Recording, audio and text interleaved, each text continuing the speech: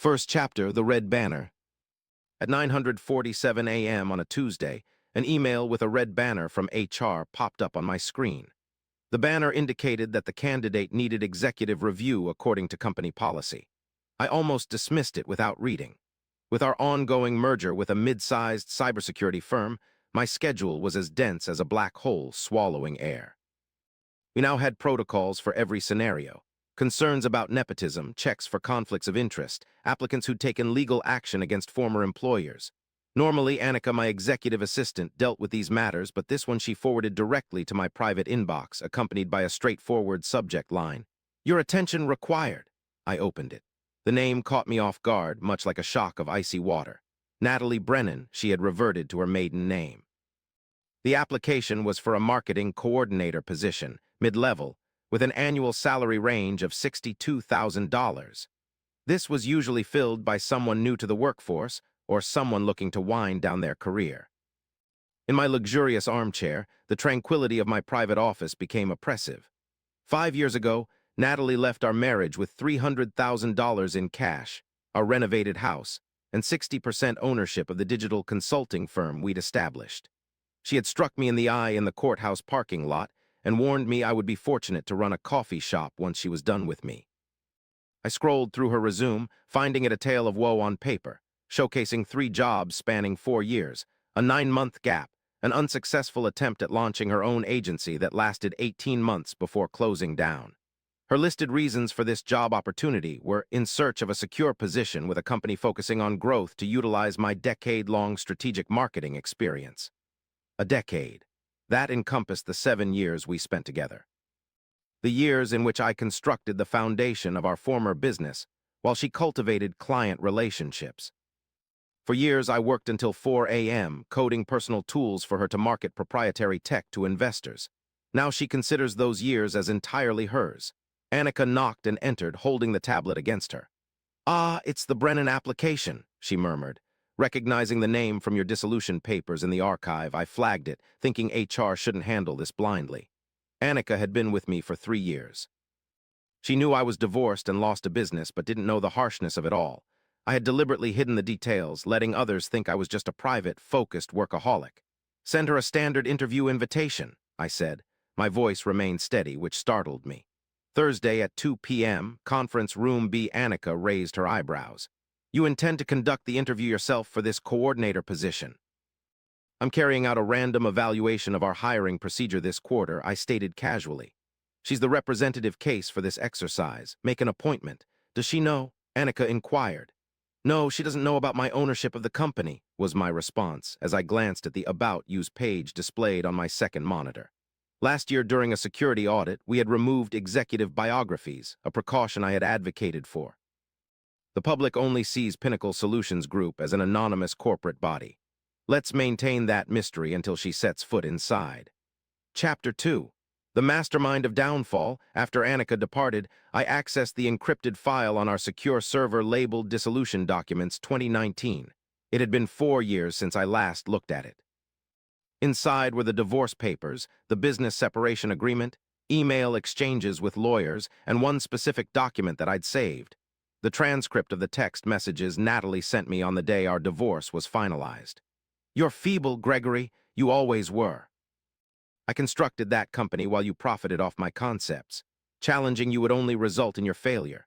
Regardless of where you land in some future rental, enjoy your life there." The marriage dissolved following a chain of minor revelations that culminated in an avalanche. Your frequent late nights at work with Miles, alterations on your computer, and phone calls in the car aroused my suspicion for months. I dismissed these as symptoms of the agency's growth-induced paranoia. However, the truth wasn't uncovered by a private investigator. It was disclosed by our accountant, Trent. Trent shared this information with me on a Saturday morning when you were at a networking event with Miles. His voice quivered with distress. "Gregory, I have something crucial to share with you offline." Upon arriving at his office, Trent presented me with 6 months' worth of transaction records, marked in yellow, displaying unauthorized transfers, payments to non-existent vendors, consulting fees to Delaware-registered shell companies, unevidenced equipment purchases, all signed off by Natalie using her stakeholder authority.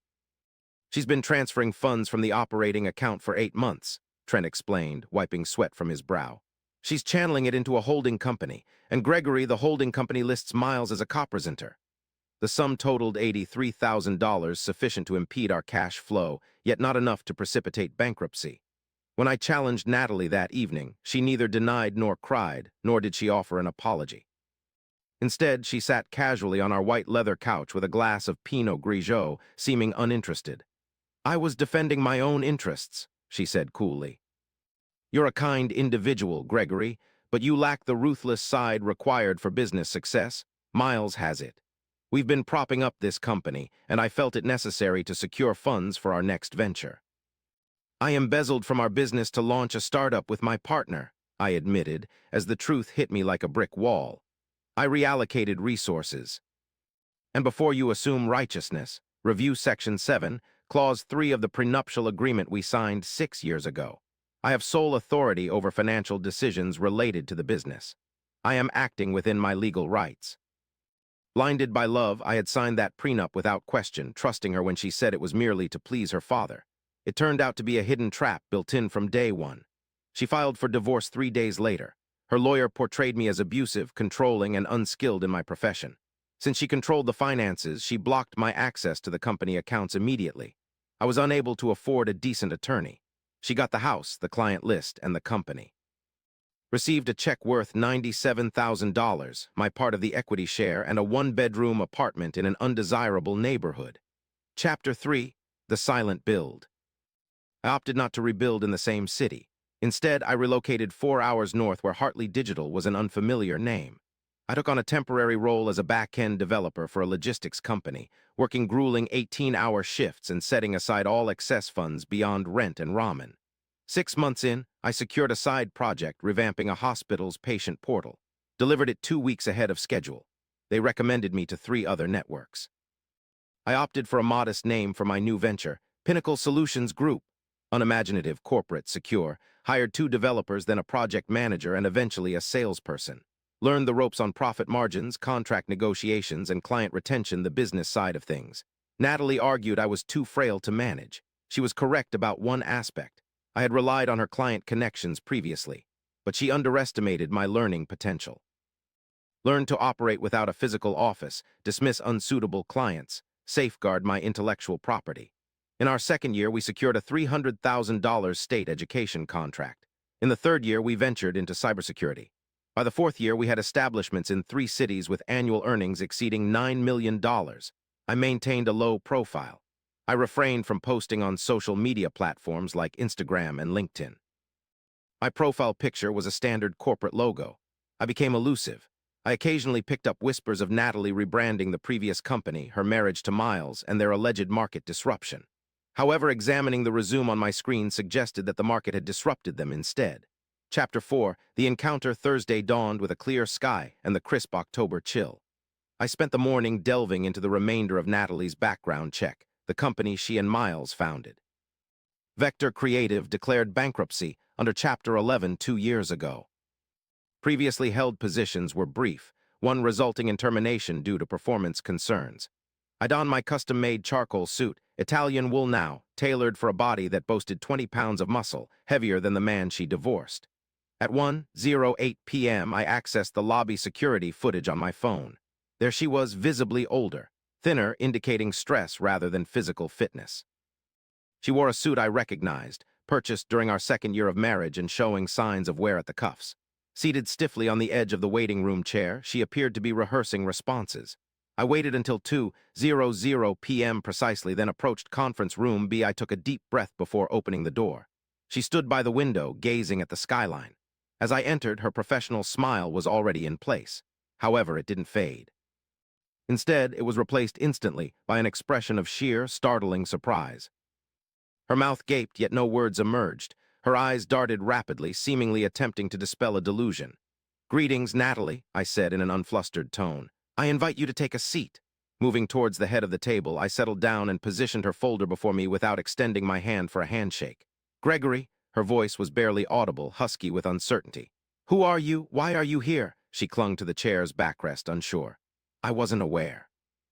The listing mentioned PSG Holdings only, The website lacked any specific names. We prioritize privacy here, I explained, a lesson I had learned firsthand. She cast her gaze towards the door, gauging the distance. An impulse to flee was evident in her muscles. Please remain seated, I urged softly, my voice now deep and authoritative yet calm. You're here for an interview, let's proceed with the interview. Gradually, she descended into the chair, her hands gripping her leather portfolio so tightly that her knuckles paled, resembling a captive of war. I'm taken aback, she murmured. You own everything, this entire space? She waved vaguely towards the glass walls, the busy office beyond.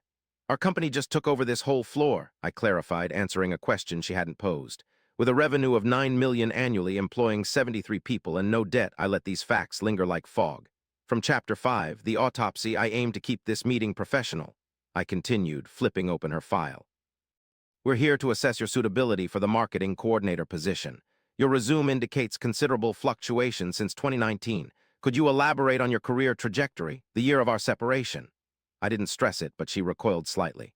Yes, she coughed, attempting to conjure the air of confidence she once wore as a shield, but it was absent. After Hartley Digital, I founded Vector Creative. We had a significant disagreement. So, what became of Vector? I queried, though I was aware of the answer. She stared at the mahogany tabletop. We took on too much debt. Did you truly reveal all details? I inquired. Since it appears you departed Vector 2 years prior to its official dissolution, why did you forsake your own firm, Natalie? Upon looking up, I observed fissures in her composed exterior. Disagreements with management, she retorted tersely. With your partner, Miles? The name seemed to sting her. She emitted a sharp, acrid laugh. Miles, she spat the moniker. It was Miles who claimed the visionary title. He exploited the company agreement, the very same one you composed, to oust you. He initiated a buyout provision when the appraisal was low. He obtained the firm, the clients, and the intellectual property. A sense of frosty satisfaction filled my chest. So he treated you just as you did to me? She remained silent, merely gazing at me with glazed eyes. 3 jobs in 3 years, dismissed from one, let go from another. Why can't you maintain a position, Natalie? It's been challenging, she murmured softly. The industry gossips. Miles spoke ill of me to the major agencies. Marked as ineligible, karma works swiftly, I commented dryly. I require employment, Gregory, she stated, her voice cracking. The facade of professionalism was absent. She was merely a distressed woman in tattered attire. Rent is due in 3 days. My car has been overdue on payments for 2 months. I applied to 100 jobs this week. I wasn't aware this was you. If I had known, I wouldn't have come. Why didn't I? Because I despise you, she replied. Because I wrecked your life. You thought you did, I corrected her. There is a distinction. I leaned back, interlacing my fingers, and scrutinized her. You told me I was feeble, I said softly. You told me I'd never succeed without you to rectify my mistakes. You swindled my money, my home, and my career. I know, she wept.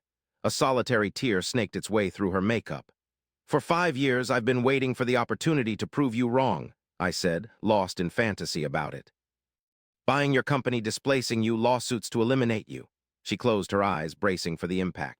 Chapter 6, the third option, however, looking at you now, I stated. A thought occurred to me. She reopened her eyes. You're not worth the attorney fees. From my breast pocket, I retrieved a business card. It was made of thick, cream-colored paper with gold engravings. I scribbled 3 names on the reverse side with a pen. I pushed the card towards her. She looked at it, bewildered. What is this? I'm not employing you, I clarified. You don't fit in with Pinnacle. My team relies on trust, and that's something you lack, but I won't ruin you either. I pointed to the names on the card. These are 3 agencies in the city that deal with entry-level marketing for nonprofits. They aren't glamorous. The wages are average. However, their owners owe me a favor. If you contact them and mention my name, they will grant you an interview. She took the card, her hands trembling. Are you assisting me? I replied curtly. Don't confuse this with absolution. I simply don't feel strongly enough to cause you pain. The words hit like a blow. In her eyes, I saw the understanding that she was no longer the antagonist in my narrative. She wasn't even an adversary. She was insignificant, an afterthought. Gregory, she stammered, grateful. I don't deserve this. You don't, I concurred. I rose from my seat. Yet it's not for your sake. I wish to discard the burden of harboring animosity towards you. It's detrimental to business. I opened the door and gestured towards it. Improve next time, Natalie, and do not reapply here. Chapter 7. Perspective from above. She exited the conference room without a word, gripping that business card as if it were her salvation. I observed her heading for the elevator, her posture stooped. She seemed smaller than ever before. Annika approached me 10 minutes later. Standing by the window, I observed the traffic 4 stories below. How did it turn out? She asked hesitantly. I directed her to another location, I replied. That was thoughtful of you, Annika said, pondering. It wasn't about being kind, I said. It was about not caring.